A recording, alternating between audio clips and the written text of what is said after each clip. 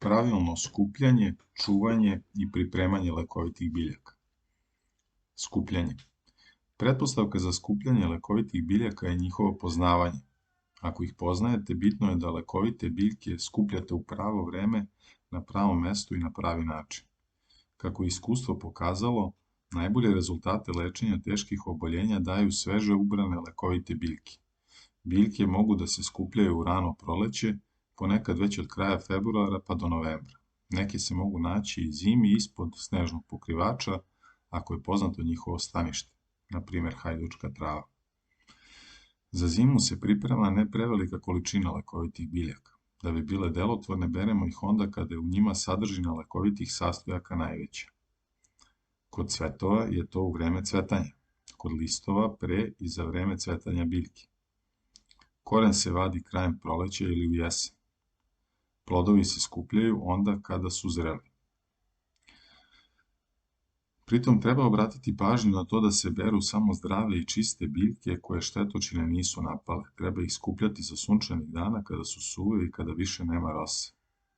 Za skupljanje biljaka nisu pogodne hemijski đubrene površine, polja, livade i njive, kao ni obale prljavih i zagađenih voda, jarkovi pored puta i u blizini prometnih ulica, autoputeva i industrijskih postrojenja. Čuvaj prirodu. Ne čupaj biljku zajedno s korenom, nemoj praviti štetu. Neke biljke su zakonom zaštićene, a ima dovoljno biljaka sa istim dejstvom koje nisu zaštićene zakonom, na primjer alpska primula ili jaglika. Cvetove i listove pri skupljanju ne treba lomiti i gnječiti i ne upotrebljavati plastične kese i torbe jer se u njima biljke znoje, pa kasnije pri sušenju pocrne. Sušenje. Biljke se pre sušenja ne peru, ali se iseku nasitno. Potom se prostru na platno ili ne naštampanu hartiju i suše se u hladu ili u toploj prostoriji sa dobrim vazdušnim strujenjem, na primjer na tavanu, i to po mogućnosti što brže. Kada je reč o korenu, kori ili veoma sočnim delovima biljke, često je neophodno sušenje veštačkom toplotom. Pritom ne treba prekoračiti temperaturu od 35 stepeni Celzijusa. Koren koji mora dobro da se opere, na primjer koren imele i mlečike, najbolje je iseći pre nego što počne da se suši. Za zimu valja ostaviti samo biljke koje su osušene tako da budu krte i da se mogu lomiti. Za čuvanje lekovitih biljaka na zimi najbolje su staklene tegle ili kartonske kutije koje mogu da se zaklope. Izbegavajte plastične posude ili limene kutije. Osušene biljke treba da su zaštićene od dejstva svetlosti, koristite obojene staklene, najbolje zelene. Napravite zalihe samo za jednu zimu.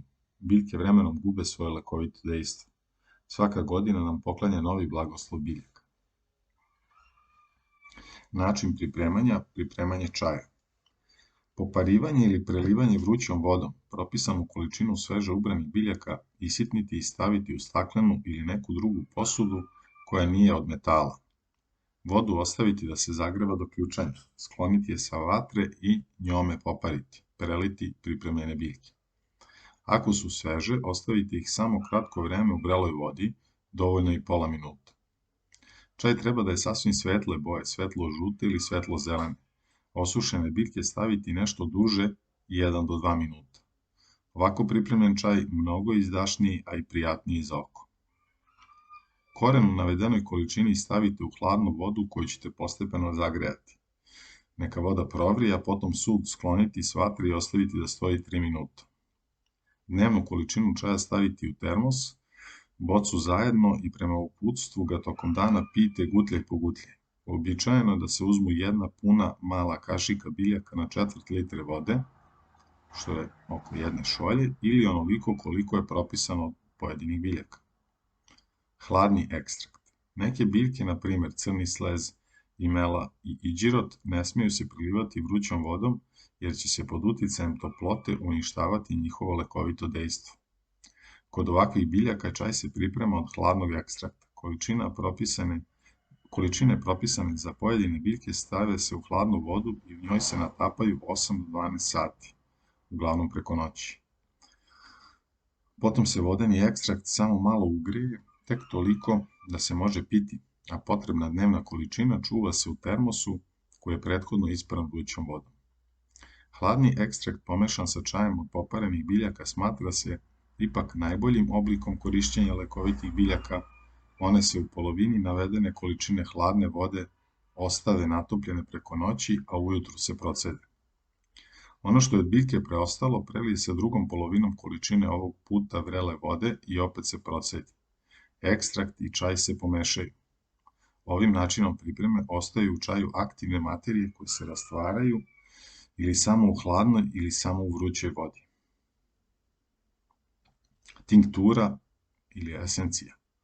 Tinkture su takođe ekstrakti koji se dobijaju dodavanjem rakije od žita ili voćne rakije jačine 38 do 40 gradi. Boca ili druga posuda koja može hermetički da se zatvori, rastresito se do grlića napuni određenim biljkama i prelije rakijom od žita ili od nekog voća. Potom se dobro zatvorena boca ostavi na toplom mestu, oko 20 stepeni Celzijusovih, 14 dana ili nešto duže. Povremeno se promućka. Najzad se procedi, a čvrsti ostaci se izgnječe i dobijena tečnost doda se onoj prvom. Tinkture se za unutrašnju upotrebu koriste tako što se u kapima dodaju vodi i piju kao čaj, dok se spolja koriste za obloge ili se utrljavaju. Sveži sok. Sveži sokovi od biljaka pogodni su za pijenje u obliku kapi ili za prebrisavanje bolnih mesta. Dobijaju se pomoću sokovnika koji se koristi u domaćinstvu tako što se biljke stave u sokovnik, a iz njega odmah izlazi sveži sok. Sokovi se svakodnevno pripremaju i piju sveži. Ako se stave u male boce i dobro zatvore, u frižideru mogu da se čuvaju nekoliko meseci. Kaša od biljaka. Stabljike i listovi se oklagijom izgnječe u kašu. Njome se premaže pamučna tkanina koja se potom stavi na bolno mesto i previje drugom tkaninom. Ovaj oblog od kaše može da ostane i preko noći. Parni oblozi od lekovitih biljaka. U loncu vode ugrejati do ključanja, preko njega staviti sito u kojem su sveže ili osušene biljke, a sito poklopiti. Posle izvesnog vremena izvaditi razmekšane vruće biljke, staviti ih u gazu i njome obložiti bolno mesto. Sve to pokriti toplom aramom i povezati.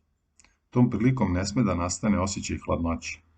Veoma dobro dejstvo imaju i vrući parni oblozi od rastavića. Parni oblozi se drže 2 sata ili se ostave da deluju preko noći.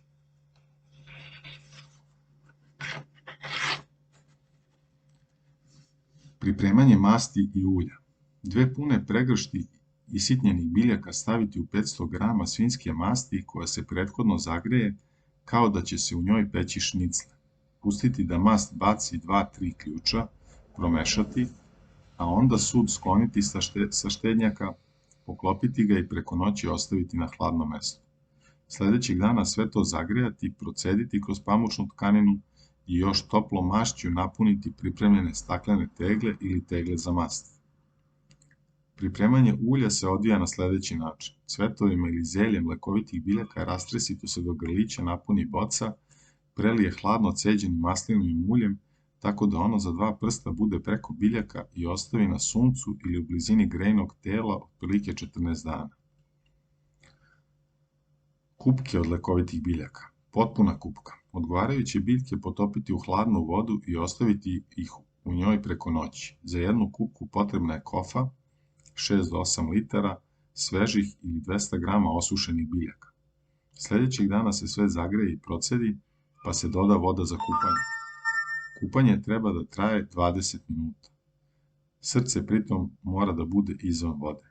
Posle kupanja se nemojte obrisati, nego se umotajte u frotirski peškir ili bade mantil, pa se u krevetu parite još 1 sat. Sedeća kupka. Za sedeću kupku uzima se samo pola kofe svežih ili 100 g sušenih biljaka. Dalji postupak je kao kod potpune kupke. Voda u kojoj se kupate treba da vam bude iznad bubrega. Pridržavajte se uputstva koja se odnosi na određenu biljku. I od jedne i od druge kupke voda, ponovo zagrejana, može da se koristi još 2 puta. Oblozi od švedske grančice, oblozi sa švedenbiterom. Zavisno od veličine obolelog mesta, Uzme se manji ili veći komad vate ili gaze, ovlaži se šreden biterom i stavi na obolelo mesto. Ono prethodno obavezno mora da se namaže svinjskom mašću ili mašću od neveda, kako alkohol ne bi izvukao masnoću iz kože.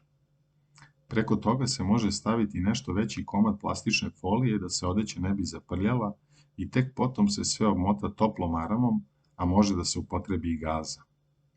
Oblog se ostavi da deluje 2 do 4 sata, što zavisi od oboljenja i podnošljivosti pacijenta. Ako bolesnik to podnosi, oblog može ostati i preko noći. Kada se oblog skine, obolelo mesto se zaspe puderom. Ako se kod osetljivih osoba, uprko svemu, pojavi crvenilo, oblog će se drži kraće vreme ili se izvesno vreme uopšte ne koristi. Oni koji su po prirodi alergični ne treba da stave plastičnu foliju, nego samo komad tkanine. Nikako se ne sme zaboraviti mazanje kože mašću pre stavljanja obloga. Ako bi se pojavila koprivnjača, kožu treba namazati mašću od neveda. Sa ovim oblozima nije obavezno ležanje u krevetu. Dobro učvršćeni oblozi omogućavaju kretanje po kući i sedenje.